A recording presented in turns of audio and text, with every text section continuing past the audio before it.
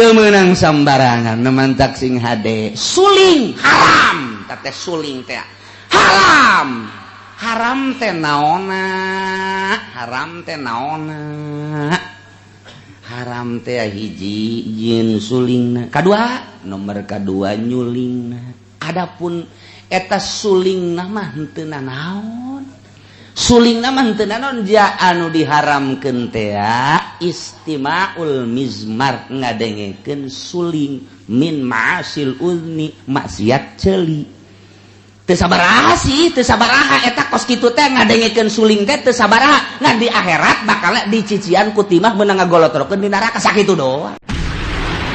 Assalamualaikum. Uhillat lakum bahimatul an'am dihalalkeun ka aranjeun kabeh bahimatul an'am ai bahimah mah anu zawatul arba anu boga suku opat an'amatina jenis hewan ingon-ingon nu mantak ditafsiran di dieu teh ibil bakor gonam geus idopat bahimatun kana al an'am teh ieu adalah idopat bayaniyah bahimah nyaeta an'am cek ahli nahwu mah kos kitu uhillat lakum bahimatul an'am dihalalkeun ka aranjeun kabeh hewan nu sukuna opat heulanan anu sok dipake ingon-ingon diantarana onta diantarana sapi diantarana embe dihalalkeun teh maksudna naon dihalalkeun di daharna berarti sabada dipencit di mana onta dipencit halal dagingna ai kitu bae can dipencit atuh haram digorogotan ku urang onta atau ayat tamu onta nama moal dipencit nyokot bae disempog ku urang seetik ping-pingna atuh haram mantak uklan ba'da zibhi tina jihad di dahar sabada dipencit melalui pepencitan nu diatur ku Gusti Allah Subhanahu wa taala melalui Kangjeng Nabi Muhammad sallallahu alaihi wasallam kitu keneh sapi kitu keneh make cara pepencitan lu bakal diatur illa ma yutla alaikum kecuali hewan nu bakal dibacakeun ka aranjeun kabeh tahrimuhu soal paharamanana soal nu diharamkeunana ke dihareup dina ayat hurrimat alaikumul maitah moal kebal deui bakal dibacakeun ku urang ayat eta teh nu mana hewan-hewan nu diharamkeun teh asal ulah ondangan bae minggu hareup bakal dibacakeun ke atau mingguna deui ngan mun kabeneran ondangannya dulur ieu teh atuh moal kabagian oba ondanganeun jasa hingga dicirian dina kitab nage didinya rajin batur manyirian masalahnya nama lain ti dieu ka dieu ondangan insyaallah kitulah ke sing hade ye janji ye cak Gusti Allah mana lu ku aing dihalalkeun mana lu ku aing diharamkeun teu bisa diganggu gugat jages anggeus kabeh ge al yauma akmaltu lakum dinakum wa atmamtu alaikum nikmati wa raditu lakumul islama di nu kaliwat hewan mana nu haram hewan mana anu halal bubuahan mana nu haram bubuahan mana anu halal inuman mana nu halal inuman mana nu haram igis anggeus kabeh mun can anggeus moal waka dipundut Kangjeng Nabi ku Gusti Allah. Jadi ku dipundut Kangjeng Nabi geus anggeus kabeh nu kaliwat saeutik-eutik acan. Datang ka kuari sugan aya anu encan anggeus sehingga kaliwat tinggal dikias-kiaskeun bae.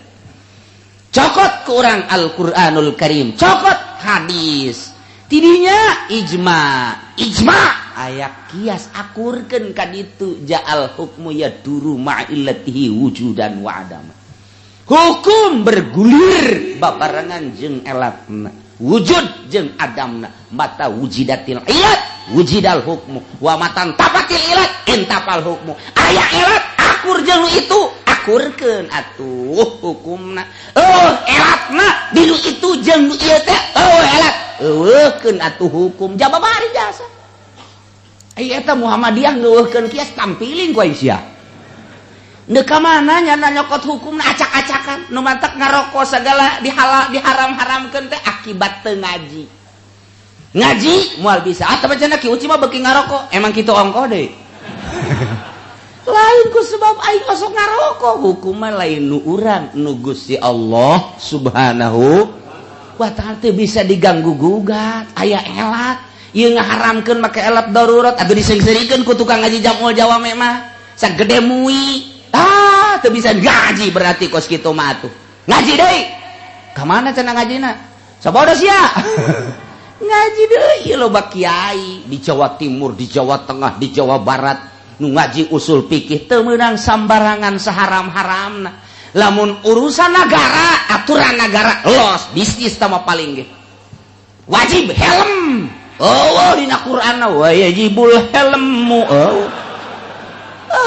Aturan negara tambah sapira anak Soeharto boga pabrik helm kamari ieu wajib ti beurang kudu dihurungkeun polisi geus kekerceuman matana isin jakenai isinya angan naon ti beurang aduh geus bingung tapi instruksi ti ditu orenganan nyana boga pabrik bolham lamun teu dikitukeun atuh moal laku eta urusanana politik jeung bisnis geus tama. Nah ieu ge haram menurut negara, polusi dan lain sebagainya. Silakan tapi lamun menurut agama, gigiling atuh ulah batur aing ge gigiling. Gigiling da ka mana? Ya gigiling bae hareudang lah. Ulah sabarang ngisin-ngisin bae. Aya kitaban geus teu kudu make ijtihad deui, baca di Fawaidul Makkiyah. Eta cenah aya dina kitab Nawadir haram. Heuy, eta mah makom tasawuf. Hukum teh aya jang fikih likulli. Kitu qaumin istilahun. Tiap-tiap kaum ngabogaan istilah. Tiap-tiap ulama ngabogaan istilah. Fikih ngabogaan istilah. Nahwu ngabogaan istilah. Bilagah ngabogaan istilah. Tauhid ngabogaan istilah. Tafsir ngabogaan istilah.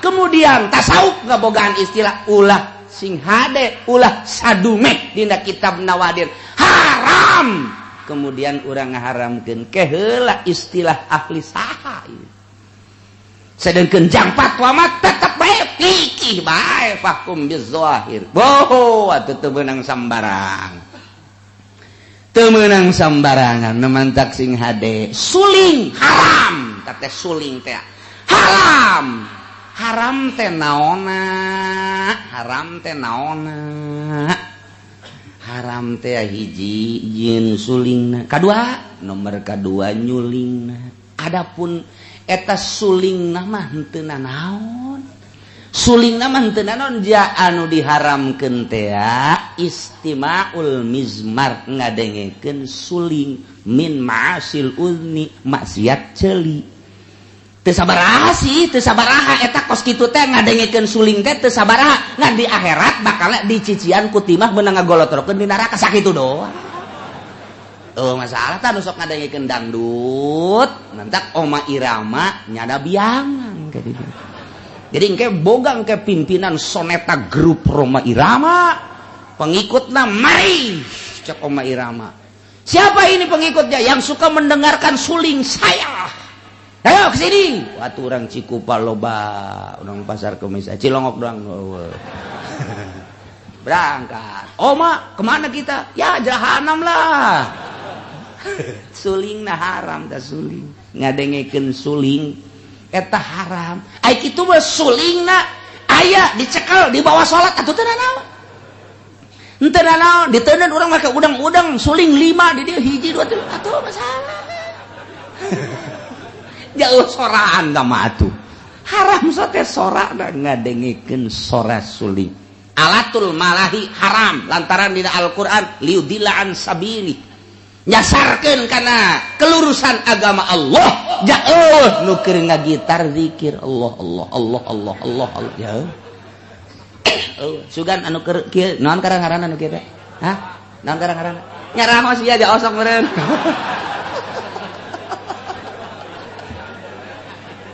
eta bari zikir jawal aya moal aya sugan anu make organ tunggal di nu hajat teh bari zikir gitu la ilah tong teng tong illallah bebeneran zikir aja lalagaan tong mogos gitu haram berarti haram teh kos kitu teh alatul malahi teh haram didengikeun ngadengikeun alatul malahi zatiyah alatul malahi ge haram haram tanah almatur dina Quran wa ma yusadillah wal hadis teh liudilan sabil tah eta haram tah baheula mama gentur mama satibi loceng bage neng diharamkeun gunyana lantaran tasabuh jeung loceng Kristen kontreng tak Kristen teh lamun deuk asup ka gereja neng tah loceng eta aya di dinya sorana di loceng tasabuh jeung eta haram sanajan ditentang ku para ulama tetep bae nya nama haram teh kos kitu lantaran akur tasabuh jeung eta mama gentur mah haram bae geus kos kitu teh sanajan ulama kabeh nentang ja locengan tamah kos kitu mah aju kabelah dia nama locengna dipaling ku tukang es keliling tah tungtungna dipertanyakeun ai eta tukang es make kleneng haram apa henteu oge nya ceuk nya teh bisa henteu oge mah sapira tah ngabejaan budak ceurik nong tah jadi lamun hukum teh sing hade nu aya di ditu mah haram nu aya di dieu mah jadi henteu tuh kan itu baheula mah suara loceng bae dipermasalahkeun ku mama gentur sanajan mama kitu bakri mah henteu masalah loceng mah jauh locengan suara ngadu doang di jerona coba ge deuleu cak mama bakri ieu beusi di dieu aya beusi make kenong tah di mana disetelkeun jam 12 naek ngana neng tah eta mah sakurang ngabejaan jauh locengan loceng anu tongtreng nu haram ge tapi urang keur sakola SD mah baheula apa eta nu baheula mah keur zaman kula mah nang nyokot di gereja mana meureun eta atau di sado meureun kontreng ai kuari mah geus make bel tet ieu mah keur carita kos kitu suara nah dipermasalahkeun kabelah deuna alatul lahwi alatul malai orkes haram tah mah mutlak tah mah kos kitu mah haram kuari mah para habaib jeung para ulama boga marawis ngan make gitar ditentang kul salah seorang pemuda bib kenapa itu kan ada gitar yang gede yang haram juga yang kecil mah enggak apa-apa cak pemuda oh yang kecil enggak apa-apa ya kagak apa-apa kecil kan ini mah mantap marawis baletik cak jana teu naon dia tolol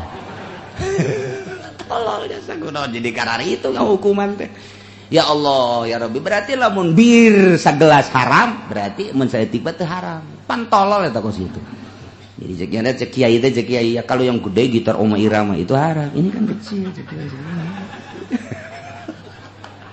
kunaon jadi karari itunya haram teh takwari mata suara gamelan eta tiapan haram suling tombur kendang teh haram plaklik duk haram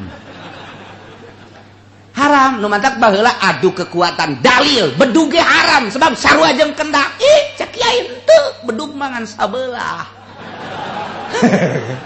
bedug sabelah lu haram ge dua talamun di dieu aya bedug ge haram kulantaran sabelah tuh henteu mantap ulah sehingga teh beusi boga bedug di dieu aya haram eta sabelah bae geus eta henteu bedug ngaranna ge lain kendang henteu nanaon tah makos kitu mah tah berarti atur rabana ge henteu nanaon sebab sabelah lamun dua mah pagon haram belah di aya haram tah ieu mah henteu nanaon mantap baheula betawian marhaba berjanji make eta kotak duduk di dia ge osok pan baheula keur zaman Abah Haji Mahali mah henteu nanaon asal ulah make kecerek tah lamun aya kecerekan haram tuh jadi hukum teh jelas takwari mah gitar organ tendang gitu dan lain sebagainya direkam tak diasupkeun ka HP nu bogana kiai jeung ustad keur ngaji tong teng tong teng tong teng tong eta kiai tolol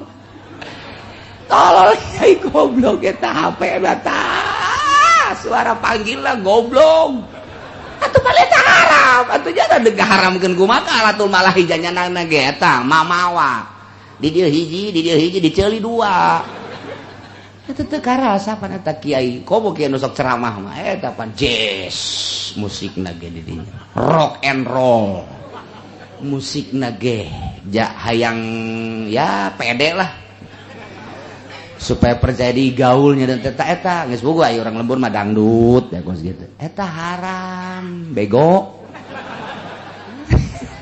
teu karasa mah di bajana dibawa pan eta kiai pan eta baheula mah siwak nu dibawa kuari mah HP ta eta teu karasa nu mantak hajur pelepes elmuna kunaon eta teu sadar diri kurang introspeksi horeng dibabawa alatul malahi rekamanana dibabawa haram tah kitulah jadi mun nyaritakeun di akhir zaman kuari harare baheula mah hanya loceng ku mama gentur dipermasalahkeun mama bakringah henteukeun sepeda eta mah teu aya locengan tamangan suara ngadu hungkul jang kitu ngajelaskeun jam 1 2 dan tidak lain sebagainya ya akhirna masalah tama masalah kabelah di nama alatul malahi direkam alatul malahi dangdut di kaset haram kiai rame-rame haram teh gadengikeun kaset dangdutan kaset musik haram geus sepakat teh baheula haram ngadengikeun musik rekaman haram kuari aya di HP kiai nu ngaharamkeun dek ngomong naon cenah ya haram leutik lah oh sabodo sia tuh sebab HP na ge cenah leutik kecuali HP nu gede kumaha sia bae atuh dek ka mana lompatna coba masyaallah nu mantak elmuna pelepas teu karasa dirusak kepercayaan anak kunyana sorangan sebab nyana teu karasa kos nyana ngaharamkeun kredit nyana boga showroom nyanana atau anak nyana boga showroom deh kumaha coba ya kredit cekeun teh emang tepati bagus sih cuman ya emang butuh lah misalnya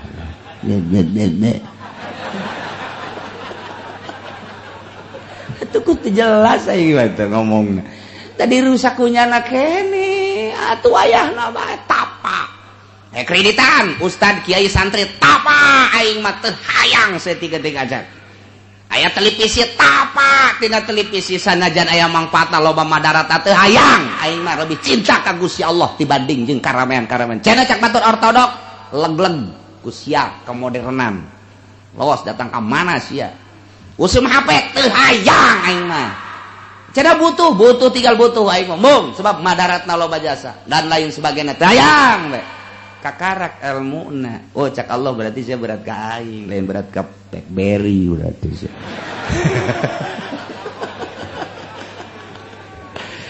teu kuat teu kapercaya ge diri lu ngarusakna ilmuna mah gede tah eta teu karasa ku urang makin waro diri urang makin tinggi kepercayaan urang jeung keyakinan urang ka Gusti Allah sinar bakal kaciri tinggal kitu bae eta dia lain teu bararisa Fathul Muin Fathul Wahab segala bugiah jeung ikna teh kadang di luar kepala tapi jelema teu percaya sama sekali kepercayaanna dirusak ku dirina sorangan akibat kaharaman paharamanana kunyana teh digubris aufu bil uqud sok tohonan janji-janji Allah ka anjeun ka Gusti Allah anjeun papada anjeun asal urang bisa nohonan janji bakal nikmat geura ibadah urang nu mantag teu ngeunaheun ge salat ieu mata urang ceuli urang sungut urang hate urang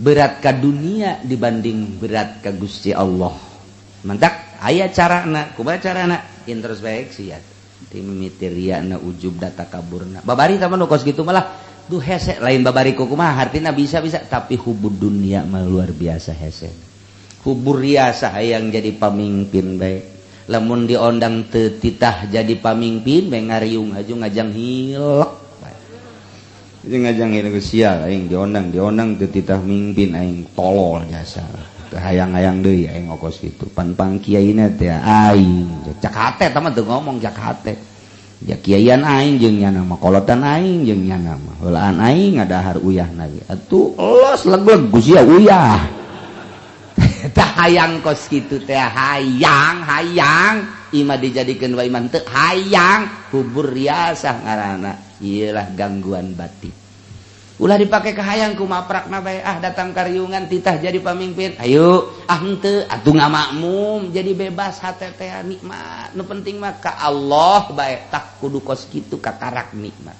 ieu mah henteu ya mah bebeja ka petana ka non karana penata acara saya mimpin dia Kiai anu robah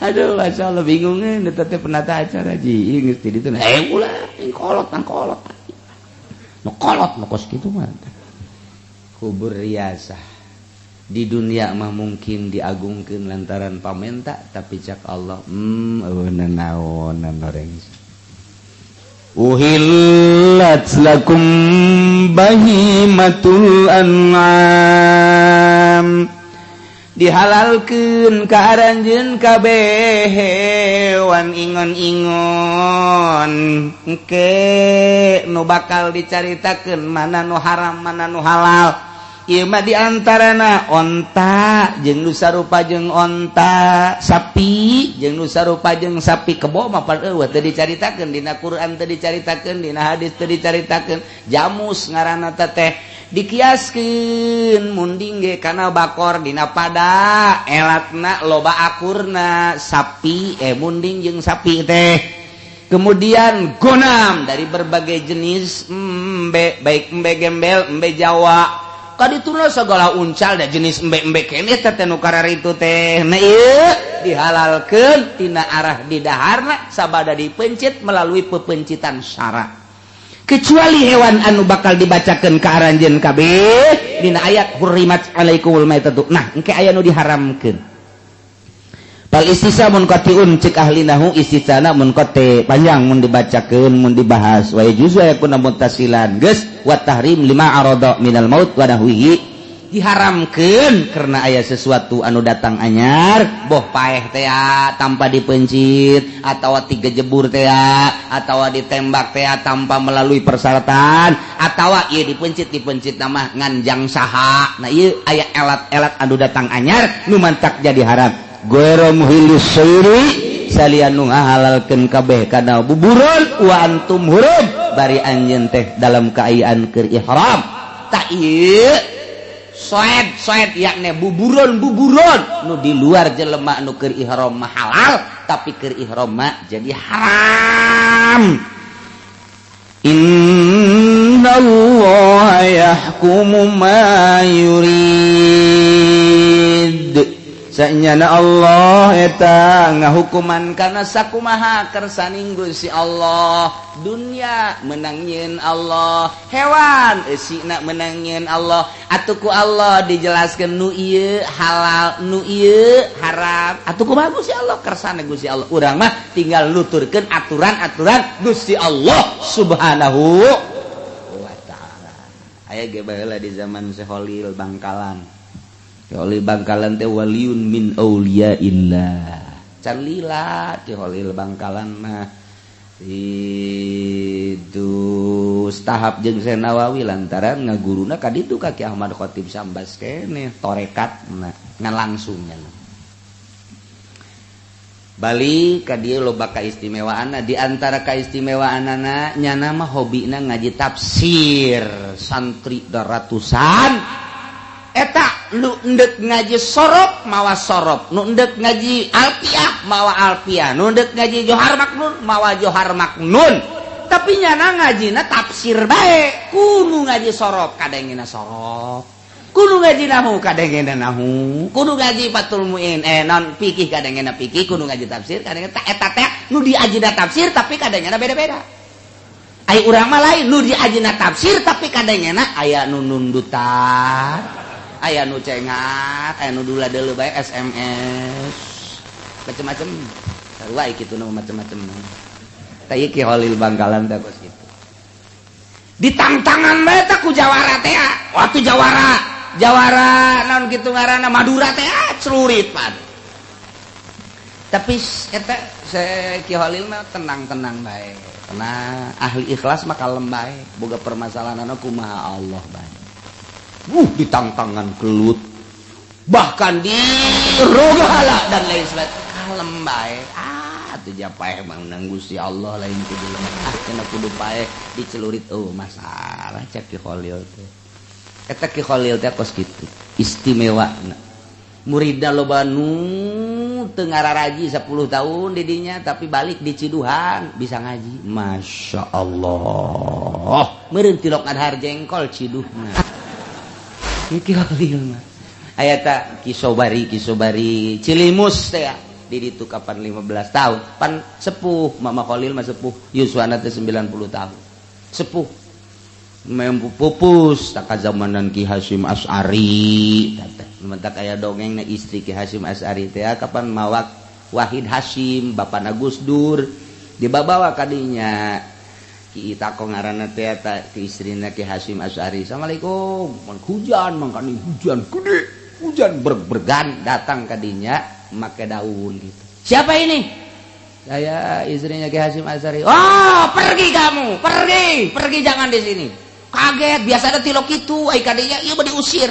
pergi atuh saya kehujanan biarin kehujanan juga ceurik nyana balik ka ditu pamajikan Ki Hasyim Asy'ari balik datang ka ieu mah ceurik kunaon diusir sama Ki Holil bukan seusir-usirnya Ki Hasyim pasti ini ada sesuatu geus bae teh kabelah dieunya ditafakuran bener bae begitu Ki Wahid Hasyim jadi menteri di Jakarta dek ka Bandung hujan gede anu luar biasa mobilna teu dikendalikeun teu terkendali nabrak kontainer harita maot berarti maotna dalam keadaan hujanan tahu lah keur dibawa kaki Holil teh hujan gede teh geus aya nu nafsiran harita kiai di Madura jeung di Surabaya pasti Ki Wahid Hasyim ieu maotna pasti ke kahujanan kajeun kumaha tepat jasa begitu boga anak Gus Dur manehanana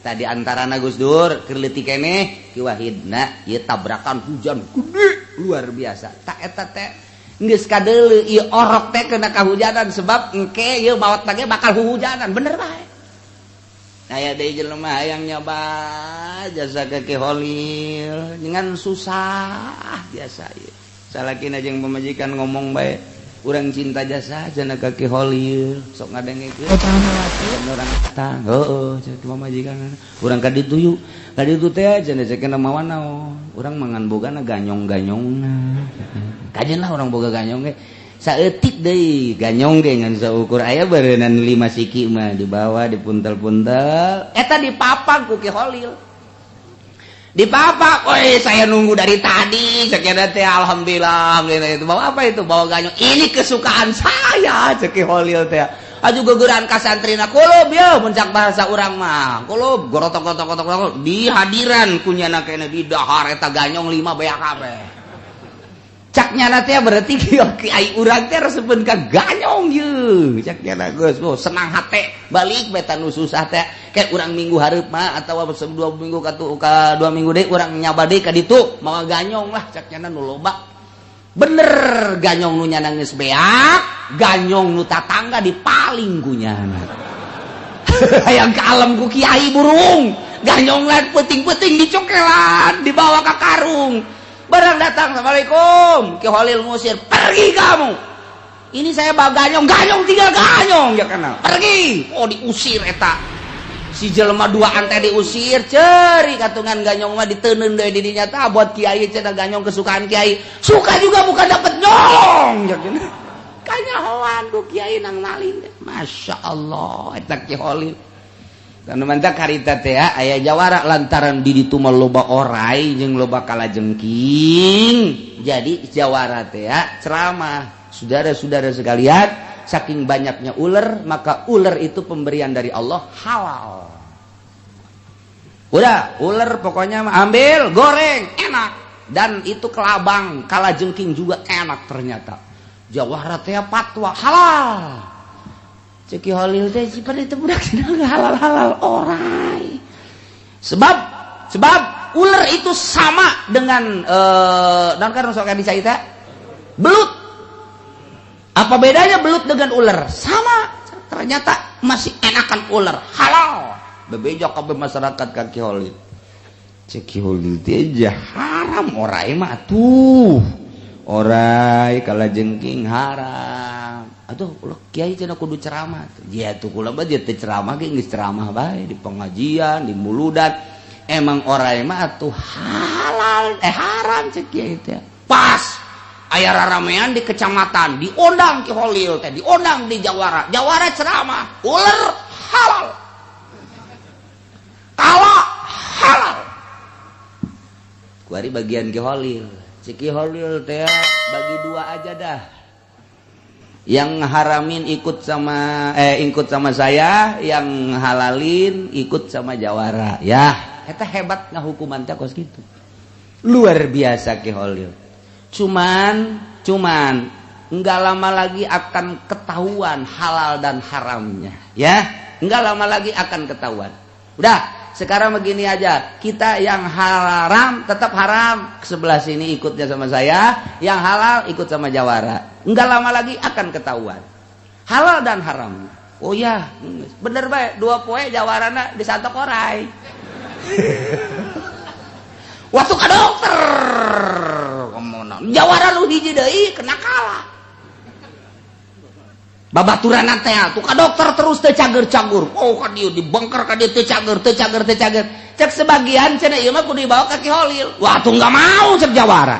Itu kan musuh saya. Ya musuh tinggal musuh, ini mah enggak ada lagi kecuali jampe kiai. Alah, bohong. Bohong. Terus geus seseleh nya geus di Madura, di Surabaya. Ya kalau barang halal mah biasanya enggak ngerusak cek Ki Holil teh. Barang halal mah nggak ngerusak, ini mah barang haram ngerusak. Jadi haram mah nanti juga akan ngerusak. Apapun yang diharamkan oleh Allah pasti itu nanti akan jadi kerusakan. Akhirnya LHDR Jawara dibawa digotong kayak Ki Holil. Kenapa ini Jawara? Sentok ular. Ularnya haram apa halal sih? Ya nggak tahu ya. Kiai bisa deh.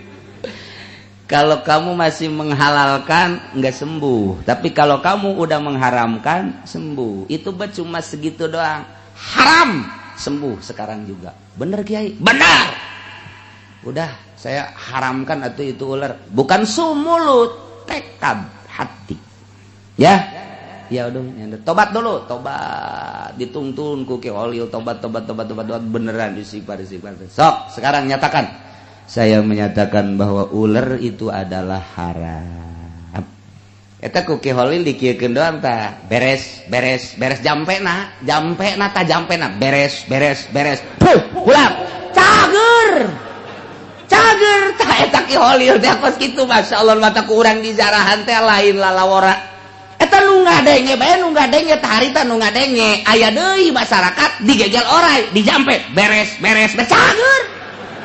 cager tah asal aya deui beres cager mata kieu mah amun di lembur urang aya tah nu digegel orang sok urang beres melendung bisa sana. Itu mah karomah beda deui karomah mah tuh masyaallah. Nah iyalah nu diharamkeun cek Ki Holil sudah ada disnya. Hewan yang halal yang mana, hewan yang haram yang mana, itu sudah ada di dalam Al-Qur'anul Karim. Jangan sembarangan, yang halal diharamkan, yang haram dihalalkan. Itu sudah kehendak Allah. Innallaha yahkumu ma yurid. Masih loba keneh dongeng Ki Holil. Jawaran du hiji deui ngamuk nang tangan Ki Holil. lantaran eleh jawara nu tadina loba pengikutna ku ari eleh ka Ki Holil teh hatta pengikutna jawara ta jawara mah pan pengikutnya marah nya nama akhirna kabeneran Ki Holil mah biasa jeung pemerintahan teh waktu diondang hadir biasa masalahnya nama masa hirupna sebab pemerintahanna ari teh mah pan pemerintahan jujur adil tak kabelah dina makomo sebab di zaman Belanda pan harita jadi milu menegakkan agama di penjara segala Ki Holil di penjara di zaman Belanda ieu mah panjang cerita namun mimiti mah ieu mah eta bae ditangtangan nyana keur hadir jeung para pemerintah lain keur hadir nyieun pemerintah nyieun hiji riungan gede jawara Gus daratang tokoh masyarakat pemerintah geus daratang tinggal Ki Holil tak menca-menca jawara ya nungguan saha deui nungguan kiai nu deuk maca hadiahna kiai saha mama Ki Holil emang lu bisa sapira hadiah kudu nungguan jana kiai nu seget atuh aing mah aja bisa sapira hadiah lain kitu ieu mah tupannya nama ahlina teu bisa lanjutkeun ulah kudu nungguan jelema hiji urang ieu jam geus sabaraha ieu teter waktu ulah gara-gara nungguan jelema hiji aju urang kaberangan lanjut tanggung jawab kula sapira Holil bahar aja geus lain kiai aja sapira Holil Ki Holil teu kebal keur menyono ribut dirinya datang naik kuda pan Ki Holil ini ya kiainya yang membuat gersak kita ini ngalama-lamain waktu goblok ini kiai kiai biasa we Ki Holil datang turun barang turun tina kuda sukuna dikana taneuhkeun taneuh oyag bleng oyag taneuh barang nyana ngalengkah deui bleng cek jawara kok ini goyang begini ya goyang karasana ku jawara ieu dunia goyang ai kudu sejen mah henteu cek cenah itu kikieuan si jawara kiai jangan ngelengkah, jangan melangkah. Emang kenapa? Goyang dunia. Kiai itu biasa bae goyang asal kiai ngelengkah, dunia goyang, miringnya na kikieuan nya. Geus kieu bae nya nyeklan katihang sagalan gua. Ditonton ku kabehan. Emang ada apa? Dunia goyang. Ki Holil seuri bae. Atuh Ki Holil datang ka diuk, jana langsung sasalaman hampura, cek nya teh maafin saya.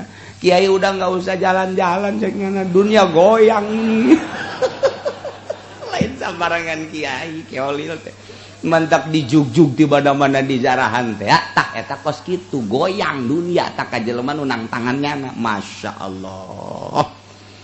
Allah Ki Holil Bangkalan lain bantrak masih loba cerita-cerita Ki Holil ke insyaallah nah ieu mah keur carita tadi orai kalajengking nu dihalal-halalkeun ternyata ku Ki Holil mah dianggap biasa bae sebab eta mah hawa nafsu ujung-ujungna mah eta dijampe ku nyana beres diusap beres datang enggak nu ngadenge harita urang mah ulah tuturuti harita beres cager eta ku ngadengena doang ngadenge jampen aja kiai baheula beres-beresan jekna teh tatangga digegel orai beres cager Masya Allah iyalah innallaha yahkumu ma yurid ya ayyuhalladzina amanu wallahu a'lam.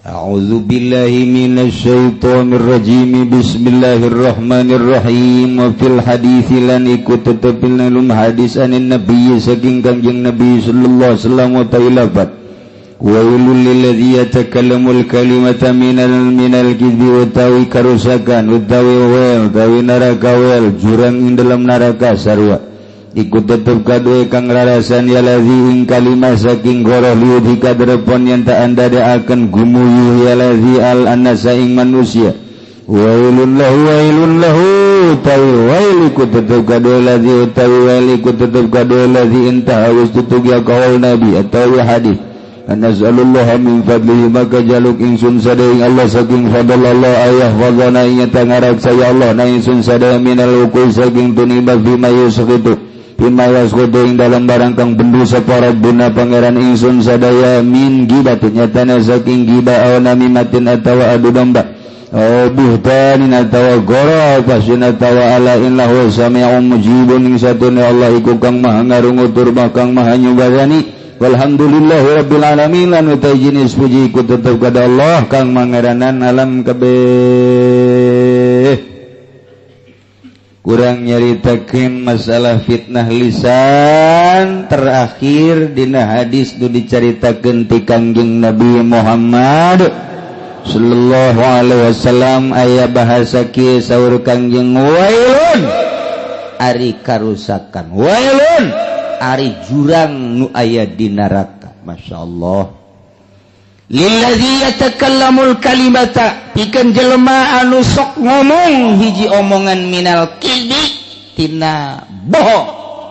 Omongan dikaluarkeun bohong liudhikan nas supaya manusia sareuri timbul tina bohong.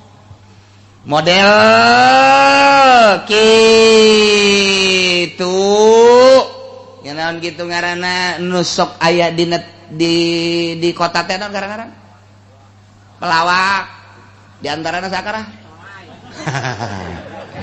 tapangga siang meureun tah mah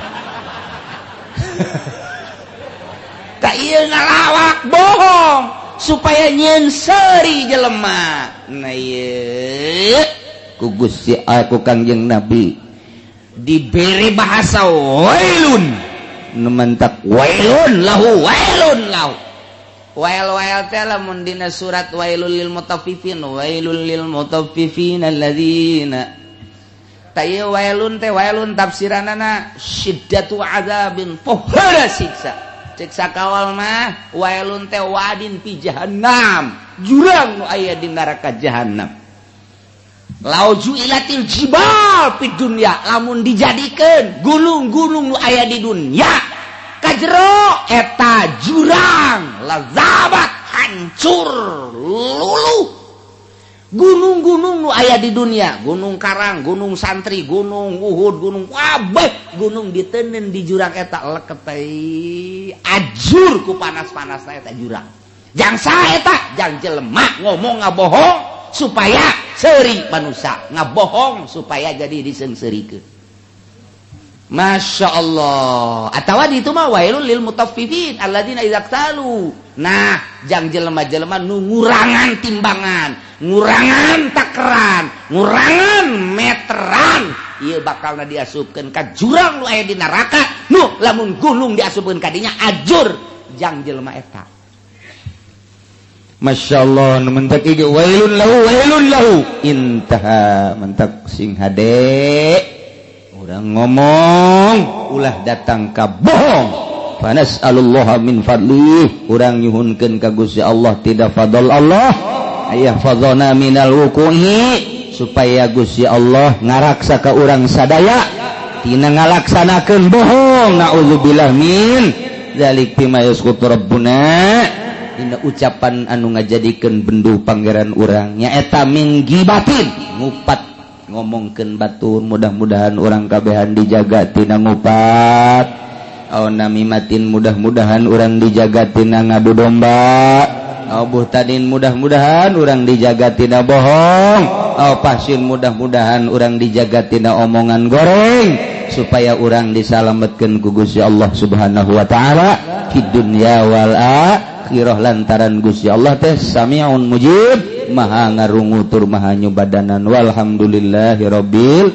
alamin wallahu a'lam. Allahumma shalli wa sallim ala sayyidina Muhammadin fil awwalin wal akhirin wa barik wa sallim wa radiyallahu ta'ala an sadatina ushabi sayyidina rasulillahi ajma'in amin ya Allah ya rabbal alamin. Allahumma arinal haqqa haqqa warzuqna ittiba'ah wa arinal batila batila warzuqna ijtinabah wa la taj'alhu mutashabbihan alaina fanattabi'al hawa Allahumma ihdinas siratal mustaqim Allahumma ihdinas siratal mustaqim Allahumma ihdinas siratal mustaqim siratal ladzina an'amta 'alaihim minan nabiyyin wasiddiqin wasyuhada'i wassalihin wa hasuna ulaika rafiqa dzalikal fadlu minallahi wa kafa billahi 'alima shalli wa sallim ala jami'il anbiya'i wal mursalin alhamdulillah. Terima kasih sudah menonton. Jangan lupa subscribe.